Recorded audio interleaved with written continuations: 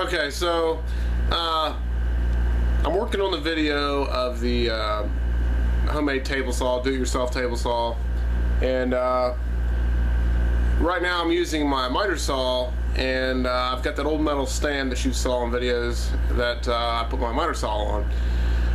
I used to have a pair of plastic sawhorses, and as you guys know, the plastic sawhorses are garbage. Some of them are good, the ones I had were junk. They broke apart, and I'm dealing with a 4x8 sheet of plywood here trying to make my table saw, and I'm like, you know what, I need sawhorses. Legitimate, real, working, functioning sawhorses. So I'm gonna make some. I dug around the shop and I found some hinges. So I got some old pallets over here. I'm gonna take some pallets and I'm gonna make 2 sawhorses that fold, so that I now have functioning sawhorses to make projects on. So I'll show you how I did that real quick, and then we'll get back to the project on the homemade table saw. Alright, so here's the old pallet.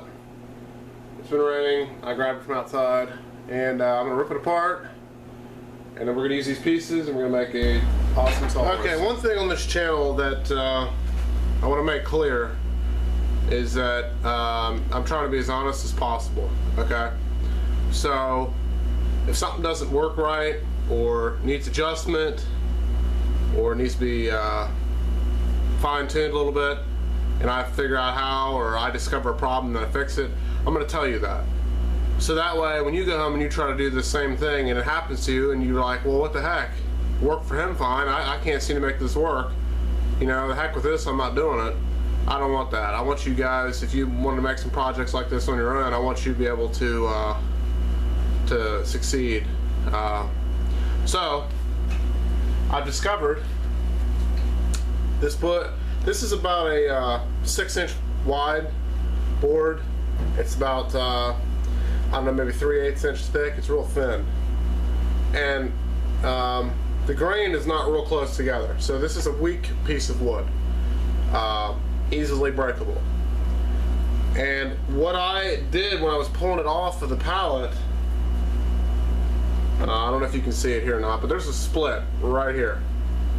Because what happened was a crowbar went in from the side and started prying, and it what I did was I pried too much too soon, and it split the board.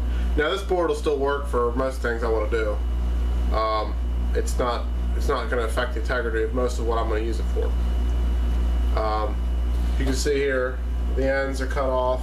Got a nice piece of wood. It's about, I don't know, 3.5 foot long.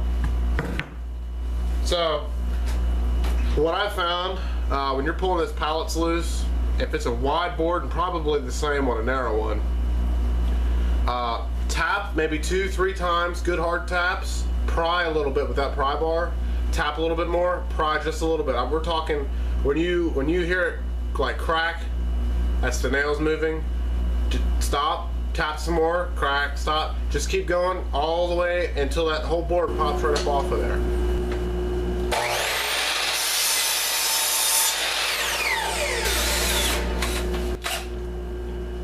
Put all your screws in before you tighten them up so that they all line up right.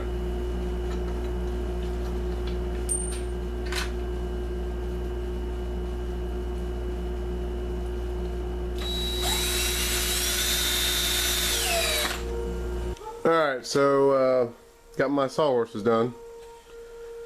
Made them out of 2 old pallets. Had some old hinges laying around. Kept these cross pieces up about 3/4 of an inch, so that way if you're running the saw through there, cut through it, well, you have to cut in pretty deep to cut through the hinge. If you hit the hinge, well, probably should have been paying attention. So anyway, these are replaceable. They got 4 screws in each. So if you slice them up pretty good over time, you can just replace them, and then you've got yourself some, you know, sawhorses that last for a long time. I just took some yellow rope there and attached it so that they wouldn't kick out. They only go so far. And that's my sawhorses. I didn't spend anything on this. I had screws laying around, I had the hinges laying around, I had the rope laying around, and it's about, I guess, 2 pallets to make these.